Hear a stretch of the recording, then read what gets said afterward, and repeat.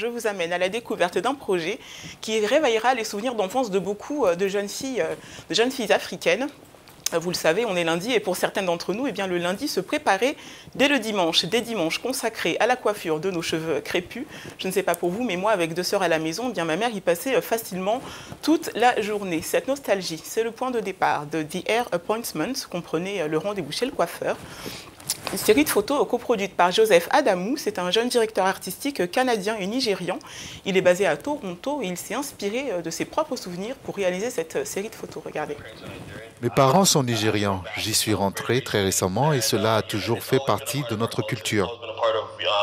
Mon oncle était barbier et partageait son local avec un salon de coiffure et à chaque fois que j'y allais, je voyais les mêmes choses. Des enfants qui pleuraient quand ils se font les cheveux, les parents qui leur disent arrête de pleurer. J'ai été témoin de tout ça, donc documenter ces souvenirs et les faire vivre à travers des hair appointments était vraiment très important pour moi. Parce que je n'ai jamais porté de tresse, mais ma sœur en a porté, ma mère évidemment, et mes amis, ma famille, mon entourage. Dans la culture afro, tresser ses cheveux, c'est presque un rituel avant un grand événement comme la rentrée scolaire, un mariage ou encore un baptême. Pas étonnant que le salon de coiffure ou barbershop, comme on l'appelle communément, soit aujourd'hui lui aussi solidement ancré dans la pop culture africaine. Au départ, je voulais rester sur le salon de coiffure et ce qui s'y passe. Les commérages, les attitudes, les disputes, la chaleur. Tout ce qui nous vient à l'esprit quand on pense à un salon de coiffure.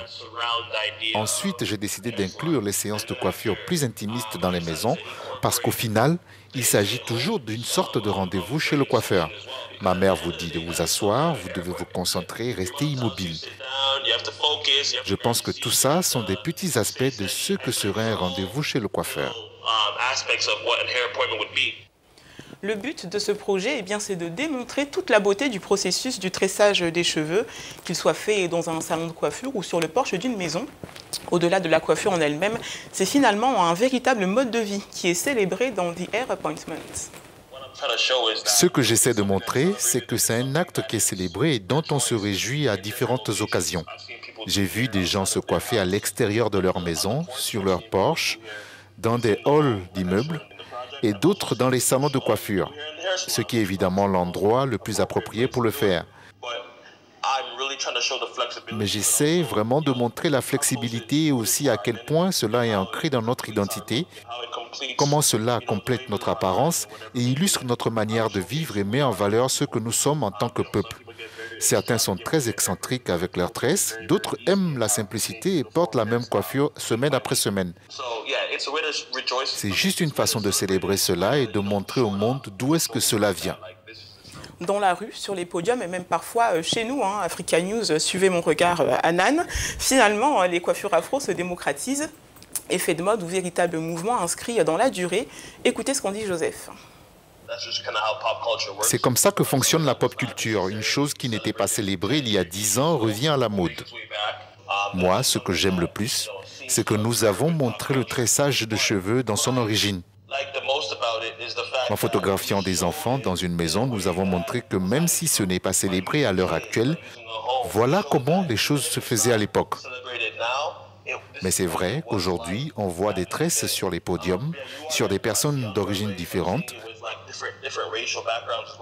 dans différentes parties du monde. Je suppose que c'est toujours une manière de les célébrer, mais la sensation ne sera jamais la même que celle de l'époque. Joseph n'a pas travaillé seul sur ce projet, il en est le directeur créatif, mais il a tenu à ce que l'on mentionne son équipe, le photographe Jérémy Rodney Hall, la coproductrice de la série, Elena Koudou, la styliste Abibat Adetonwa Julmat et Ernest Robinson pour le make-up, ainsi que toute l'équipe de Sunday School. C'est une agence de direction créative qu'il a fondée.